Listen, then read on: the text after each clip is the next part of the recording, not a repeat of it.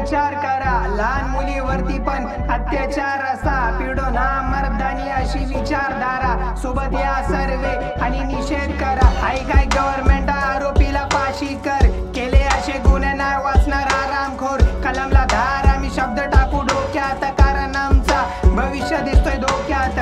ऐकाय गव्हर्नमेंट आरोपीला फाशी कर, केले असे गुन्हे नाही वाचणार आरामखोर. कलमला धार आम्ही शब्द टाकू डोक्यात, कारण आमचा भविष्य दिसतोय धोक्यात. मुलीला छेडला म्हणून बाप त्रस्त, जिच्यासाठी जगतो आणि करतो कष्ट.